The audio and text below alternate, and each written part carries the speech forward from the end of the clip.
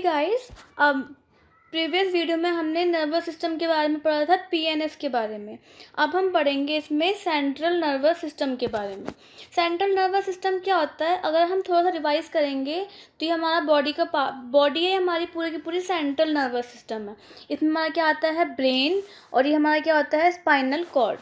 ठीक है, और यहाँ से जितनी भी हमारी नर्व्स जाती हैं थोड़ी बहुत, एक होती है हमारी, थोड़ी बहुत होती है हमारी ऑटोनॉमिक जो खुद काम करती हैं, हमें थिंकिंग की ज़रूरत नहीं पड़ती। एक होती है हमारी वॉलेंट्री जो हमारे कमांड पे काम करती है, उनमें हमें थिंकिंग की ज़रूरत होती है।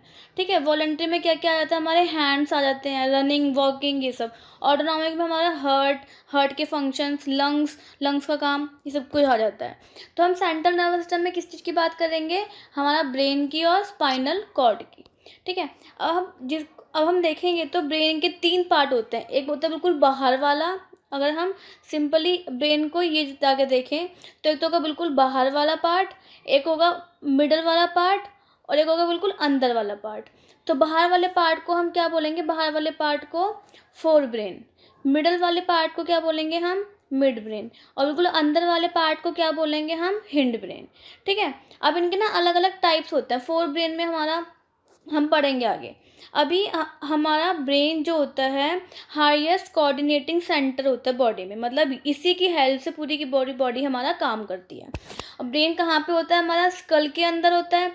स्कल होता है बाहर, उसके अंदर ब्रेन होता है, और ब्रेन के अंदर जो लिक्विड प्रेजेंट होता है, जो ब्रेन को प्रोटेक्ट करके रखता है, मतलब बचा के रखता है इंजरीज से, उसको हम क्या बोलते हैं, क्रेनियम।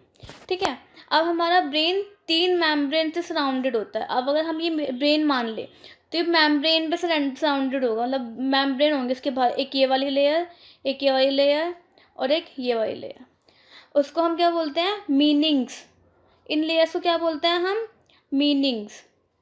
और जब इनमें स्वेलिंग हो जाती है, फिर इन्फ्लामेशन हो जाती है, उसको हम क्या बोलते हैं, मेनिंजाइटिस। मेनिंजाइटिस। ठीक है, अभी हम फिलहाल मीनिंग्स की बात करें। मीनिंग्स क्या होती हैं, लेयर्स होती हैं जो हमारे ब्रेन को कवर करके रखती हैं। अब हमारे ब्रेन के 3 पार्ट हैं, fore brain, mid brain, hind brain. अभी हम क्या बात करेंगे, फोर ब्रेन की। फोर ब्रेन क्या आता है हमारा, ये देखो, फोर ब्रेन जो बाहर वाला पार्ट था ना ब्रेन का, वो है हमारा फोर ब्रेन। फोर ब्रेन में क्या आता है हमारा, सेरिब्रम। तो सेरिब्रम के फंक्शन क्या क्या होते हैं, ये मोस्ट इम्पॉर्टेंट चीज़ है ये हमारी। थिंकिंग, कुछ भी हम सोचते हैं ना काम करने के लिए, वो होती है थिंकिंग। थिंकिंग के लिए हमें किस चीज़ की ज़रूरत, मतलब थिंकिंग कौन सा एक्शन करवाता है, वॉलेंट्री एक्शन, है ना। वॉलेंट्री एक्शन मतलब रनिंग, वॉकिंग, राइटिंग, जंपिंग, ये सब कुछ। तो थिंकिंग के लिए हमें किस चीज़ की ज़रूरत होती है, थिंकिंग के लिए हम कौन सा एक्शन आता है हमारे पास, वॉलेंट्री एक्शन। और ये हमारी इन्फॉर्मेशन को स्टोर करके रखता है। मतलब एक बार हमने वॉक कर लिया, अगली बार हमें पता रहेगा कि हमें यहाँ पे वॉक करना है, यहाँ पे ये चीज़ है, तो इससे बच के चलना है। ओके, और हमारा क्या होता है, सेंटर एसोसिएटेड विद हंगर। जब हमें भूख लगती है तो भूख वाला सेंटर, हंगर सेंटर भी हमारा सेरिब्रम में ही होता है। और ये receive sensory impulse from various body and integrates, वो तो है ही, सारे के सारे सेंसरी पार्ट से इंफॉर्मेशन लेता है, उसको इंटीग्रेट करके फाइनल इफेक्ट देता है। ठीक है, तो मिड ब्रेन, फोर ब्रेन का हमारा मेन फंक्शन क्या हो गया, वॉलेंट्री एक्शन। वॉलेंट्री एक्शन को कंट्रोल करना। और हमारा आता है मिड ब्रेन। मिड ब्रेन मतलब बीच वाला ब्रेन, ये हमारे सारे इनवॉलेंट्री एक्शन को कंट्रोल करता है। और इनवॉलेंट्री एक्शन को कंट्रोल करता है हमारा, जैसे कि हमारा प्यूपिल का साइज हो गया, रिलैक्स मूवमेंट हो गया, हमारा हार्ट की पंपिंग हो गई, ये सारे के सारे काम। इसमें हमारी 2 चीज़ें आती हैं, हाइपोथैलेमस, पिट्यूटरी ग्लैंड। ये दोनों के दोनों कंट्रोल एंड कोऑर्डिनेशन में हेल्प करते हैं, कंट्रोल एंड कोऑर्डिनेशन में हेल्प करते हैं दोनों के दोनों। ये हम पढ़ेंगे एंडोक्राइन सिस्टम में। अभी आप बस ये याद रख लो, फोर ब्रेन में क्या पढ़ा था हमने, सेरिब्रम। मिड ब्रेन में क्या पढ़ा हमने, हाइपोथैलेमस और पिट्यूटरी ग्लैंड।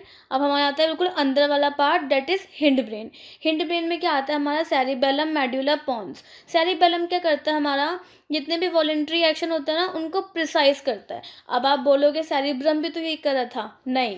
सेरिब्रम जो हमने पढ़ा था वो वॉलेंट्री एक्शन को कंट्रोल करता है। ठीक है, और लेकिन जो सेरिबेलम होता है वो वॉलेंट्री एक्शन को प्रिसाइज करता है।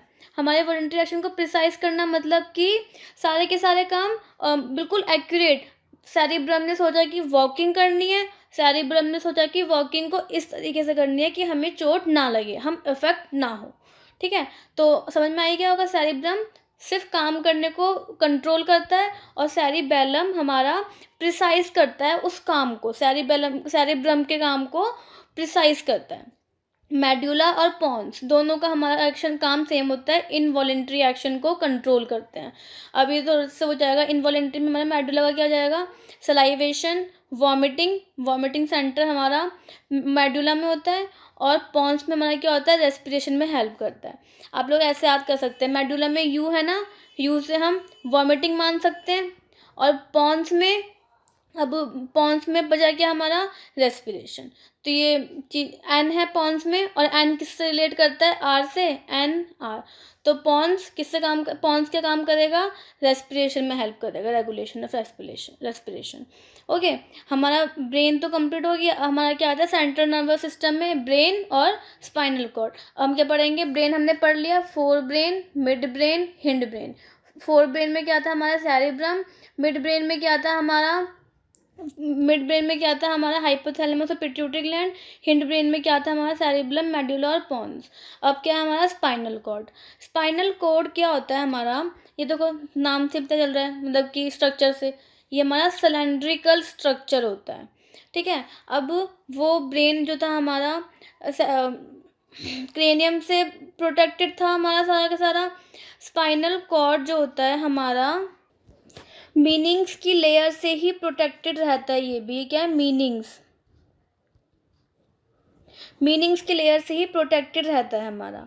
अब हमारा रिफ्लेक्स एक्शन में काम करता था सारा, हमने पढ़ा था ना रिफ्लेक्स एक्शन में, कि हमारा कोई भी सिग्नल आया, ब्रेन तक गया, वो ब्रेन सीएनएस तक गया, सीएनएस को हमने क्या बोला था वहाँ पे? Spinal cord. अब हमारा क्या है? Protection of brain.